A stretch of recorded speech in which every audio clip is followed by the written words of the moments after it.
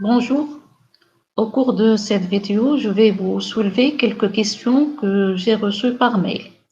Alors, la première question, ça concerne la détermination du nombre de degrés de liberté dans un système mécanique complexe. Alors, comme vous savez que dans ces systèmes-là, ils sont en général définis par plusieurs variables, qui sont en général les coordonnées des points de ce système-là. Et ces coordonnées-là, qui sont des coordonnées géométriques, ils vont être donc des coordonnées qui représentent les mouvements de translation ainsi que les mouvements de rotation. Donc, vous allez dans un premier temps déterminer toutes les variables de votre système. Je précise une chose ici. Si vous avez des coordonnées qui sont constantes, donc ces constantes-là, vous n'êtes pas, il ne faut pas les comptabiliser dans les variables. Dire variable, c'est-à-dire prendre seulement toutes les variables de votre système. D'accord? Translation, les variables de translation, ainsi que les variables de rotation. Après, qu'est-ce que vous allez faire? Vous allez essayer de voir s'il y a des relations entre ces variables-là. D'accord?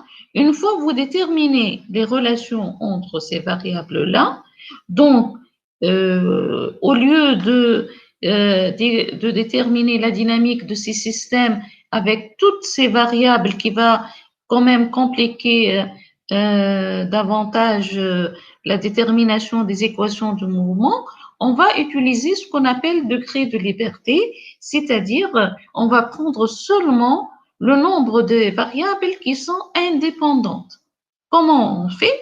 Donc, c'est simple, vous le savez déjà depuis la mécanique vibratoire, il suffit de déterminer toutes les variables et enlever toutes les relations qui existent entre ces variables-là, qui va ensuite vous donner le nombre de degrés de liberté. D'accord? Donc, nombre de variables de tout le système, moins le nombre de liaisons qui sont des liaisons géométriques et on les a appelées liaisons donc holonomes, va vous donner directement donc le nombre de degrés de liberté. Ça, c'est la première question.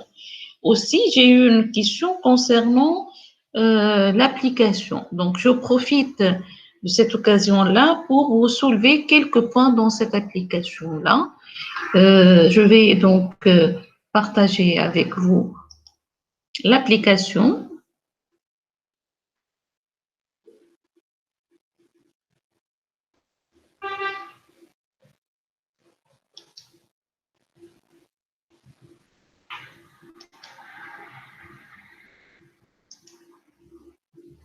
Voilà. Donc, l'application, il est très simple. Il s'agit d'une donc balançoire qui est composée de trois solides. Alors, les trois solides qui sont la bille S1 de centre de masse G1 et la barre, la première barre de longueur L de centre de masse G2 et la deuxième barre, c'est-à-dire le troisième solide de longueur H et de centre de masse G. Donc, si ici, je veux déterminer toutes les variables de mon système, sachant que la bille, donc, elle tourne d'angle phi et le système des deux barres, donc, tourne de θ, puisque les deux barres sont liées. D'accord? Donc, quelles sont les variables de mon système? Donc, j'ai des mouvements de translation des centres de masse et les rotations. Donc, il faut donner les coordonnées géométriques des mouvements des centres de masse qui sont donc le centre de masse G1. Donc, je vais avoir, c'est noté ici, XY.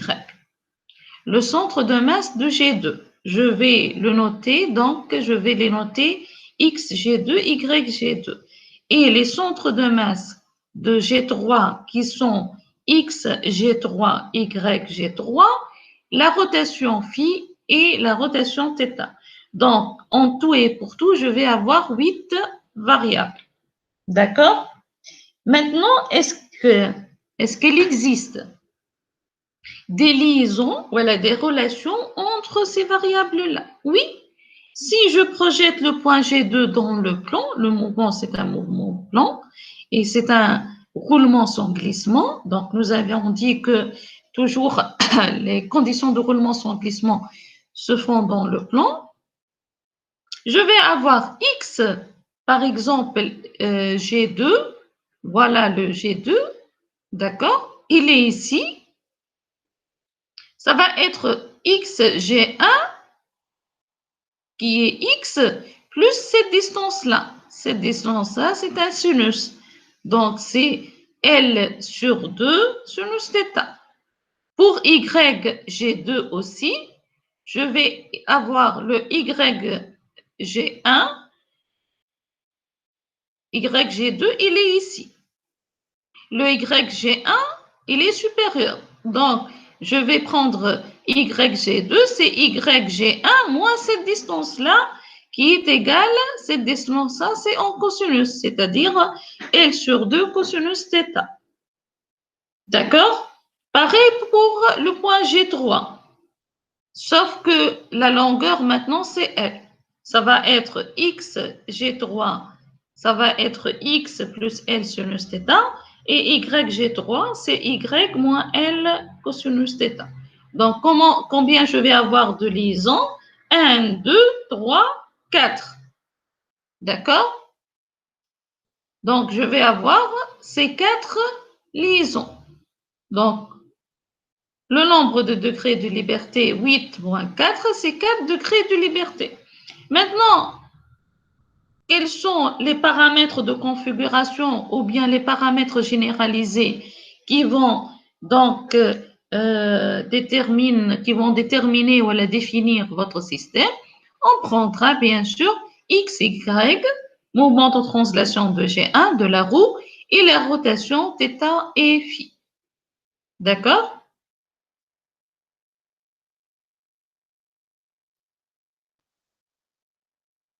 Donc, je reviens ici à la première question. Ça y est, les liaisons non holonomes. Ici, j'ai imposé une contrainte. Donc, lorsqu'on va déterminer les équations de mouvement avec les multiplicateurs, donc on va prendre en considération les liaisons non holonomes. Ici, on a condition de roulement sans glissement qui va être prise en considération et en plus, j'ai imposé une contrainte. Cette contrainte-là va être prise en considération aussi comme une contrainte non holonome, malgré que la contrainte que j'ai donnée, elle est géométrique. Bon, vous savez, dans le cours, qu'est-ce qu'on a fait pour les relations géométriques? Pour avoir la forme d'une liaison non holonome, il suffit de les dériver par rapport au temps. D'accord? Donc, dans un premier temps, on a les liaisons non holonomes liées à la condition de roulement sans glissement de la bille au point I, qui va nous donner dans le plan 2 équations, en prendront en considération cette contrainte qui va être prise, bien sûr, sous sa forme de dérivée par rapport au temps. Voilà.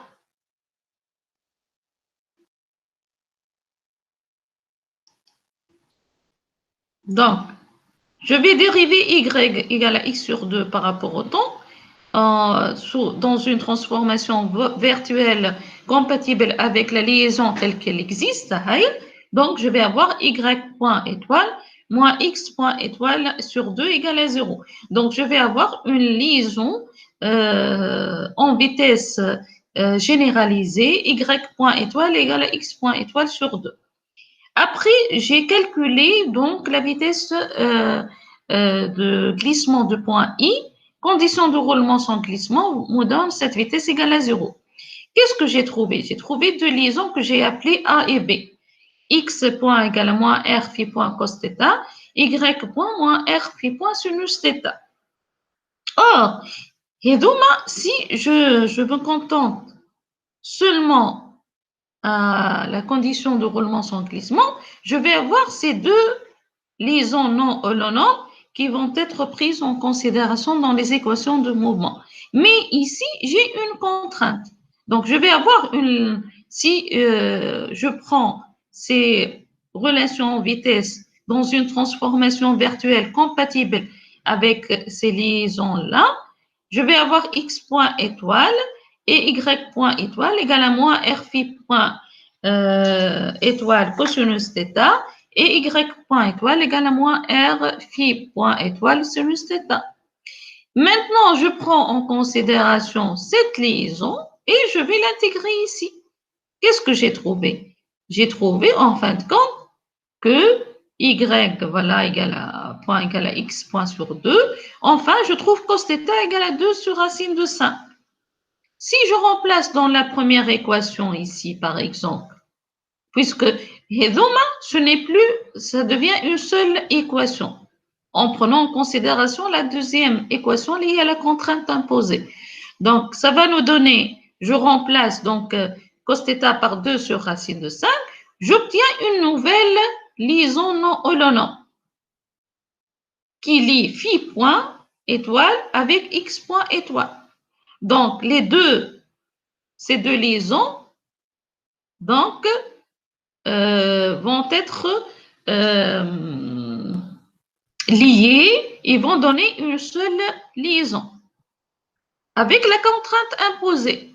Donc, je vais avoir maintenant, ce n'est plus ces deux liaisons-là, non holonomes, mais plutôt ces deux nouvelles liaisons non holonomes, la contrainte imposée et les deux conditions de roulement sans glissement qui sont, c'est-à-dire qui nous ramènent à une seule équation de mouvement. Donc, je vais avoir ces deux équations qui vont être données après dans les équations de mouvement lorsqu'on tient compte des multiplicateurs de Lagrange. Ben, après, je vais calculer l'énergie cinétique totale des trois systèmes. Voilà.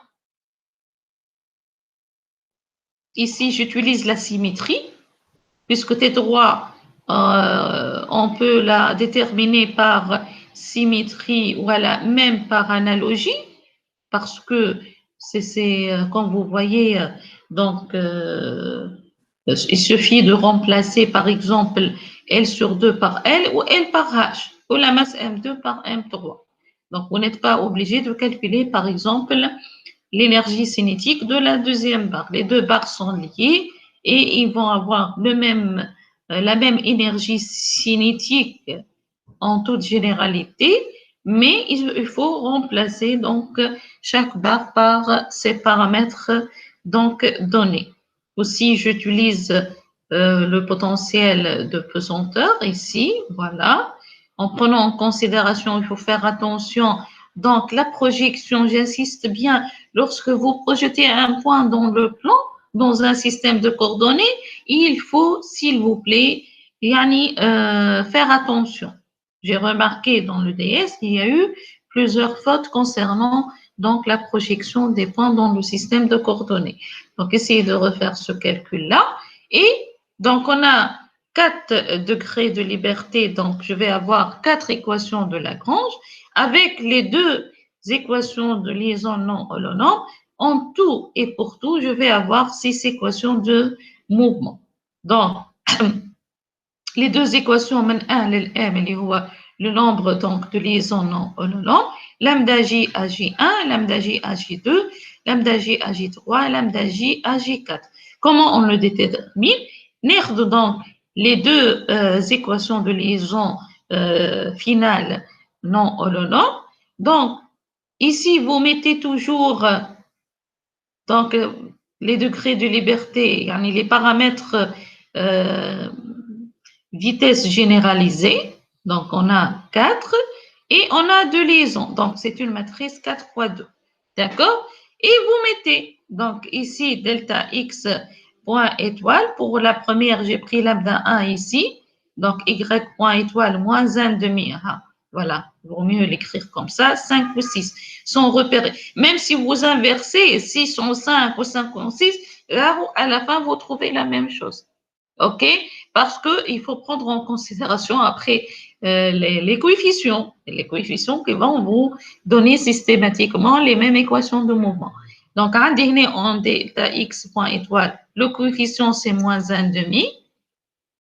Ici, pour la deuxième équation, le coefficient delta x point étoile, c'est racine de 5 sur 2r. Pour delta y point, ici c'est 1, le coefficient, pardon, c'est 1. Et ici, on n'a pas, c'est 0. Delta θ étoile, on n'a pas ici, c'est 0, 0. Pardon. Delta phi point étoile, pour la première équation, on n'a pas aussi, c'est 0. La deuxième équation, coefficient, c'est 1. Voilà. Donc, vous avez la matrice et il suffit de mettre dans le second membre ces termes-là et vous retrouvez donc les 5 équations 1, 2, 3, 4 équations de Lagrange, 5, 6 équations de mouvement. D'accord? Donc, voilà, c'est à peu près quand même, j'ai pu répondre à peu près à vos questions que j'ai reçues par mail. Donc, je vous souhaite, voilà, je vous souhaite, alors, pardon, oui.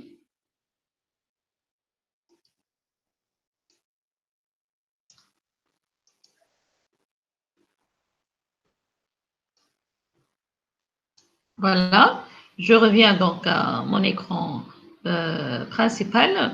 Je viens de vous dire, voilà, j'ai expliqué un peu donc les questions posées par mail. Je vous conseille de refaire donc toutes les séries rencontrées dans notre programme de dynamique des systèmes mécatroniques. Les 3 séries aussi, il faut les refaire. Je vous ai envoyé un examen de l'année dernière avec son corrigé aussi. Il faut le travailler. Ça va vous permettre donc de mieux comprendre si vous avez des lacunes ou bien des questions à poser. Aussi, je viens maintenant de corriger quand même en diagonale l'application directe en mettant l'accent sur les questions que vous avez posées. Alors, voilà, je vous souhaite bon courage et bonne chance. Merci.